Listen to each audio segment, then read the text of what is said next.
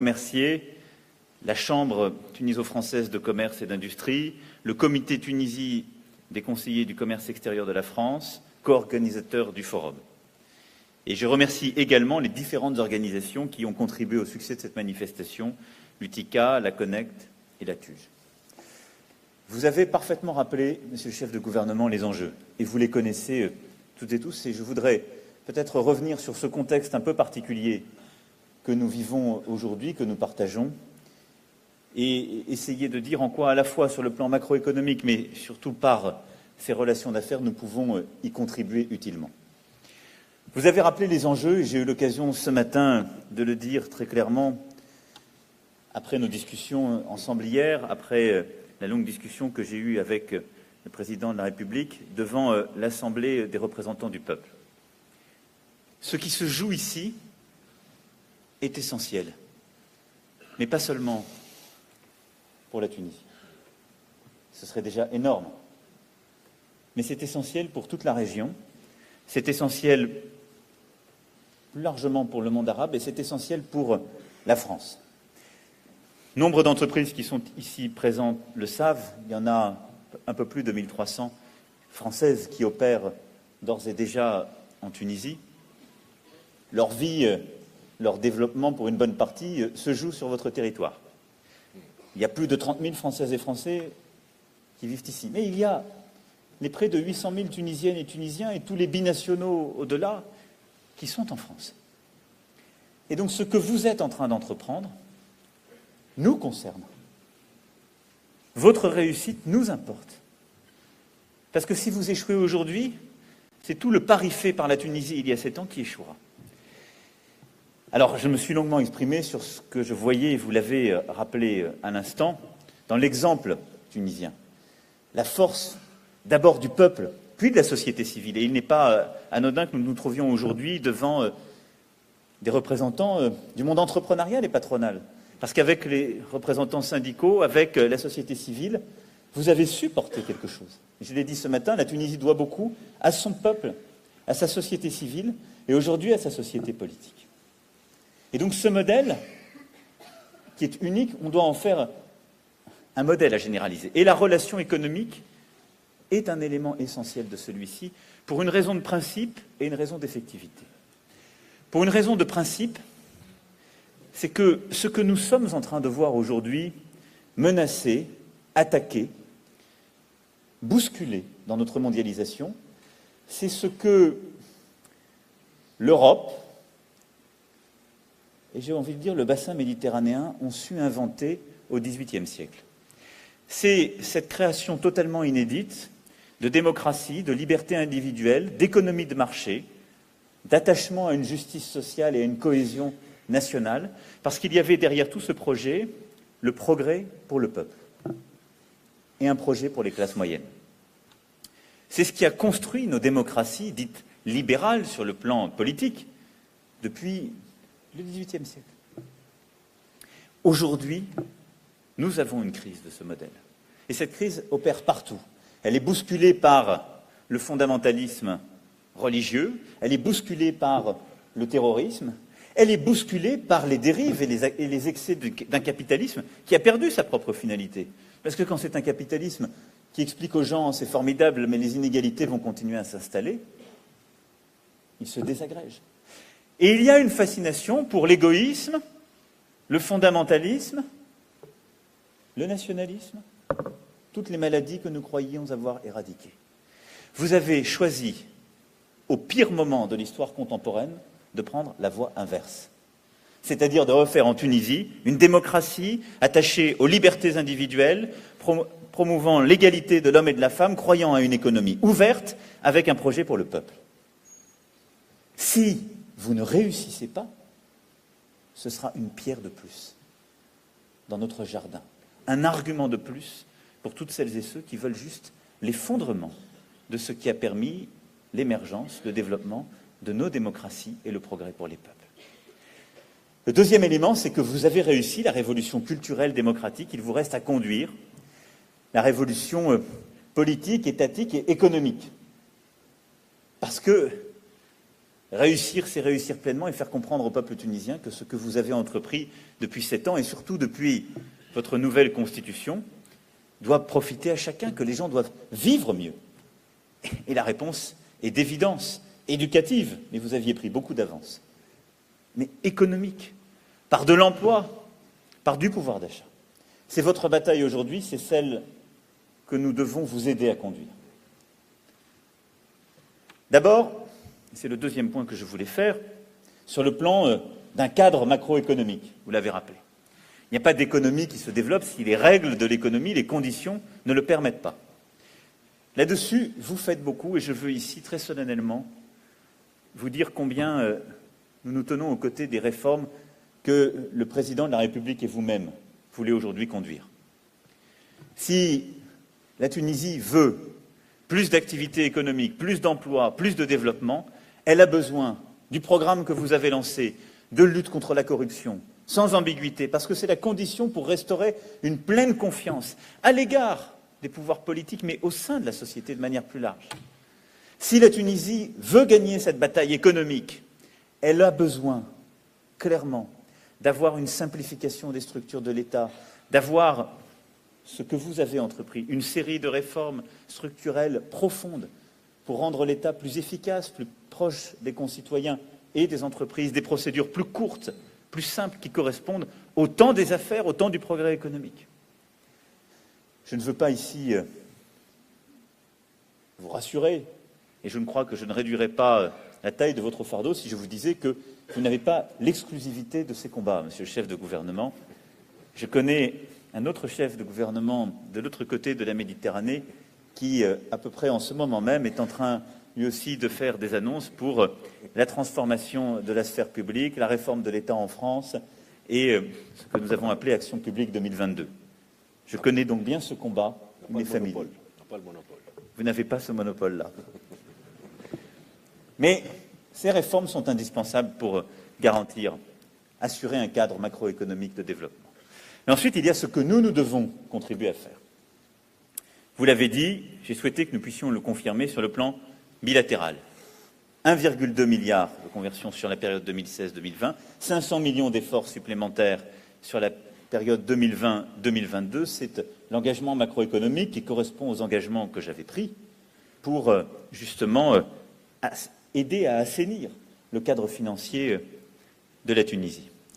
C'est également, et c'est tout aussi indispensable, de porter derrière cet engagement des projets concrets, des projets d'infrastructure, des projets importants pour le pays. Et ce soutien public français se matérialise à travers des actions pour développer le capital humain, l'entrepreneuriat et des grands projets. Je pense en particulier à l'hôpital régional de Gafsa, financé à hauteur de 80 millions d'euros par cette conversion de dette. Et ce sont ces exemples-là qui permettent de donner aussi un cadre, des infrastructures au développement plein et entier, à la fois pour la société et les relations d'affaires. Ensuite, notre engagement pour vous aider à construire ce cadre macroéconomique, c'est bien évidemment dans le cadre des grandes décisions que nous avons à prendre en matière européenne. Je suis convaincu que ce n'est pas simplement la relation bilatérale qui est structurante sur ce plan-là, mais la relation entre l'Union européenne et la Tunisie. Des négociations importantes se sont tenues ces dernières années, des accords importants ont été signés, des engagements financiers. Il faut d'abord que l'Europe continue à être au rendez-vous de ce qui a été prévu et que vous puissiez avoir l'organisation pour mener à bien tous les projets ainsi prévus. Et je souhaite que nous puissions, sur le plan de l'expertise, de l'ingénierie, vous accompagner pleinement. Ensuite, c'est le soutien plein et entier que je voulais ici vous apporter pour l'accord de libre-échange. Parce que l'ALECA est absolument indispensable et il est clair qu'il bâtira un lien plus approfondi d'intégration économique qui est bénéfique mutuellement et qui est très important pour la Tunisie. C'est la normalisation de toutes les relations et la France n'a pas ménagé ses efforts avec ceux de votre gouvernement pour pouvoir, en janvier, clarifier tous les sujets fiscaux et sortir de toutes les listes, qui est un élément clé pour cette relation. Et c'est vous accompagner dans le combat que vous menez, en particulier pour aller vers une ouverture de l'espace aérien, une plus grande intégration économique et de circulation des personnes. Ce cadre-là est indispensable et dans ce combat, vous l'avez compris, la France est à vos côtés. Et puis, il y a, au-delà de ce cadre, et c'est le troisième et dernier point sur lequel je voulais insister, la vitalité du partenariat économique. C'est l'action concrète, les interventions que nous pouvons et nous devons faire dans la vie économique tunisienne au service de votre projet. C'est pour cela que, au-delà de tout ce qui est aujourd'hui fait par l'Agence française de développement, par nos différents opérateurs, tout ce qui est fait dans le cadre de la coopération économique, mais aussi éducative et culturelle, parce que tout cela interagit et se nourrit, j'ai souhaité que nous puissions avoir, dès cette année, un plan d'urgence de 50 millions d'euros pour justement accélérer les projets entrepreneuriaux, permettre aux jeunes ou aux moins jeunes de porter leurs projets, d'avoir un accès au marché, d'avoir des aides en termes d'expertise, d'avoir un accompagnement financier, mais aussi un accompagnement humain, de l'expertise technique pour mener à bien ces projets. Parce que vous êtes une nation qui a cette énergie entrepreneuriale. Et donc il est indispensable pour répondre à l'une des maladies profondes de votre économie, et je sais combien le président de la République et vous-même en êtes conscient, qui est le chômage des jeunes et en particulier des jeunes diplômés, nous devons vous aider à apporter des réponses concrètes. C'est indispensable et c'est l'objectif de cette initiative. Ensuite, il y a tout le travail conduit par nos entreprises. 1400 entreprises qui génèrent 140 000 emplois. La France, vous l'avez rappelé, reste le premier investisseur étranger en Tunisie, à travers des secteurs clés, l'aéronautique, l'automobile, l'électronique, les industries du textile et de l'habillement, le service des secteurs, la téléphonie, les services financiers. J'en oublie, c'est immanquable. Mais toutes ces entreprises se sont profondément engagées depuis des années, parfois des décennies. Et la France, je dois le dire, ces dernières années, a observé un recul de ses parts de marché. Et nous avons perdu notre place de premier fournisseur au profit de l'Italie en 2017. Donc, tout est formidable, mais nous ne faisons pas tout bien. Donc, rien ne peut expliquer ça, si ce n'est le fait que nous ne sommes pas suffisamment engagés et mobilisés. Alors, pour cela, nous avons défini 6 priorités sectorielles. Vous les avez rappelées, elles sont énoncées dans la feuille de route franco-tunisienne pour le développement économique, la santé, l'éducation, l'agriculture, le tourisme, le numérique, l'énergie. Il y a des exemples où on a su bien faire. Je prends l'exemple de l'aéronautique, qui est une formidable réussite de notre relation. Il y a 20 ans, en Tunisie, il n'y avait quasiment pas d'industrie aéronautique. Aujourd'hui, ce sont 13 000 emplois, une cinquantaine d'entreprises, en majorité françaises, embauchant des Tunisiennes et des Tunisiens, avec Stelia, qui est une filiale à 100% d'Airbus, qui est un exemple de colocalisation réussie. Donc quand il y a un engagement, la volonté de structurer une filière, nous savons le faire ensemble.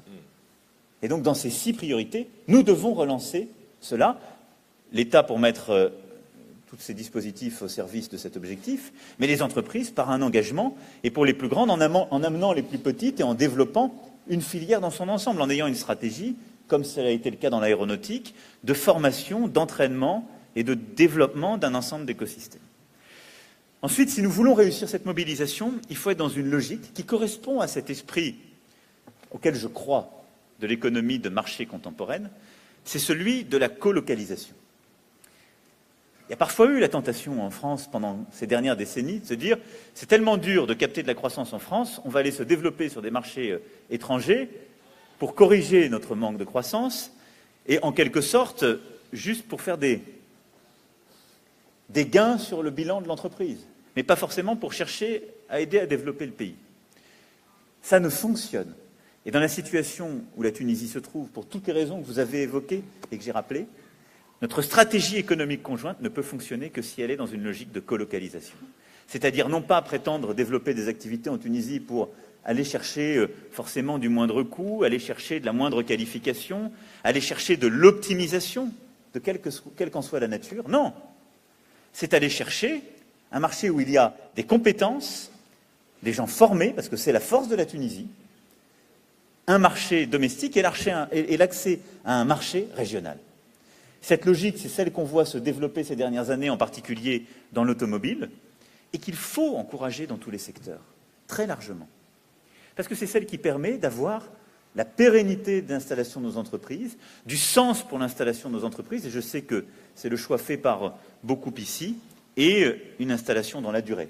Et à ce titre, je veux saluer l'existence du fonds de colocalisation entre BPI France et la Caisse des dépôts tunisienne qui marque cette volonté. Et donc, cette mobilisation pour développer les secteurs clés, nous devons la conduire ensemble. C'est vous, par vos échanges de ce matin, par vos engagements depuis plusieurs années, qui souvent l'avez fait, allez continuer à le faire avec des ambitions redoublées. J'ai pris un engagement, celui que nous arrivions à doubler dans les 5 ans le montant d'investissement. Il est possible à atteindre, nous devons le faire. L'État français en donnera à la fois le cadre et toutes les aides, mais j'attends une mobilisation profonde de l'ensemble des grands acteurs industriels économiques français, leur pleine mobilisation, dans l'esprit que je viens d'évoquer. Je pense qu'en matière de tourisme, de services, d'agroalimentaire, d'industrie et bien évidemment de numérique, nous avons beaucoup à faire. Et puis, je voudrais que ce développement, qui sera porté par ce que vous avez discuté, vos stratégies communes, puisse s'appuyer sur 2 choses que nous avons en partage, et j'achèverai sur ce point. Parce que c'est ça qui est au cœur d'une stratégie qui viendra des acteurs économiques. C'est la langue et c'est l'esprit d'entreprise. La langue, c'est simple. Le fait que nous parlions français est l'un des meilleurs passeports pour accéder à une zone économique inédite. Vous parlez arabe, parfois l'arabe et l'anglais en plus, mais il est évident que le français, c'est un accès à des marchés, à des opportunités. En Afrique, dans toute la Méditerranée, en Europe et au-delà. Et donc c'est une force économique. Et c'est aussi pour cela que l'engagement que nous prenons en matière de francophonie, c'est un engagement économique. Et que je souhaite que les entreprises puissent l'accompagner, à la fois en aidant à ces formations, mais en embauchant aussi des jeunes que nous allons sortir de ces écoles et de ces projets. Parce que c'est un avenir qu'on donne, c'est une lutte contre l'obscurantisme ou le défaitisme. C'est cet engagement que nous avons pris à travers le projet des 6 alliances françaises, porté par le monde entrepreneurial tunisien, que je remercie ici, et je l'ai vu ce matin, soutenu par le président de la République et le gouvernement. C'est l'engagement que nous allons prendre aux côtés de la Tunisie pour sa présidence et son accueil de la francophonie en 2020. C'est l'engagement que nous voulons pour développer ce projet d'université tuniso-française pour l'Afrique et la Méditerranée qui permettra ici de former non seulement la jeunesse tunisienne, mais la jeunesse de toute la région et de l'Afrique, et donc d'en faire un lieu d'excellence éducatif, et donc un lieu formidable de formation du capital humain pour les entreprises. Et donc la francophonie, c'est une chance pour vous. Saisissez-la, revendiquez-la, faites-la vivre à travers les relations économiques, développez-la parce que ce sont des marchés qui s'offrent depuis la Tunisie. Puis l'autre chose que nous avons en partage, c'est l'esprit d'entreprise. La France est un pays d'inventeurs, d'entrepreneurs. J'ai souvent assumé dans des univers anglo-saxons, on me reproche parfois de m'exprimer en anglais. Mais le français et la francophonie, vous le savez parfaitement, ne se construit que dans l'échange linguistique et le plurilinguisme, et pas dans le repli sur lui-même. Mais il y a un mot que les Anglais nous ont volé, c'est le mot d'entrepreneur. Il est français. Il n'a pas d'équivalent anglais, il a été capturé, repris. Et entrepreneurs, nous sommes des 2 côtés de la Méditerranée. Ce qui fait la vitalité de nos sociétés, c'est qu'elles sont portées par un esprit de création, une volonté de faire, de prendre des risques, un goût pour ces risques pris. C'est ça que nous devons réveiller, que vos réformes vont permettre de faire advenir pleinement, mais que vous portez. Et ça, ne le mésestimez pas. C'est aussi pour cela que je veux que nous puissions aider vos réformes par des initiatives concrètes. Plusieurs d'entre vous vont les prendre en développant des écoles 42 tunisiennes, des initiatives concrètes, en redéveloppant le travail de fondation qui se déploie déjà beaucoup à travers l'Afrique, en étant à chaque fois justement ces pépinières de projets. À chaque fois que je vois quelqu'un, je lui demande quel est son projet. Parce que c'est d'abord la meilleure façon d'être sûr, et cela partout, de ne pas avoir comme question « quel projet avez-vous pour moi ?» Mais moi j'ai vu ici une jeunesse, des entrepreneurs qui ont des projets, qui ont envie de faire. C'est un trésor immense. Et donc, devant ce forum, je veux ici dire que ces trésors en partage que nous avons, la francophonie et l'esprit d'entreprise, nous devons pas seulement les entretenir, les développer, les décupler. Conduire notre jeunesse justement à en tirer tous les profits, c'est-à-dire une réussite pour elle-même, une capacité à faire. Voilà, monsieur le chef de gouvernement, mesdames, messieurs les ministres, mesdames, messieurs, ce que je voulais vous dire ce midi, après tous vos travaux. Vous dire que la Tunisie vit un moment historique pour elle et pour nous, que nous serons à vos côtés pour construire le cadre de cette réussite économique, la vitalité de cette relation d'affaires, mais qu'à la fin, ce sera vous.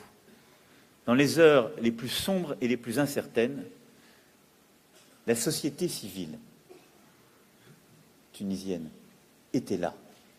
Elle a eu cette force de caractère, cette vitalité, cette envie. Elle doit continuer à être là, et nous nous aiderons.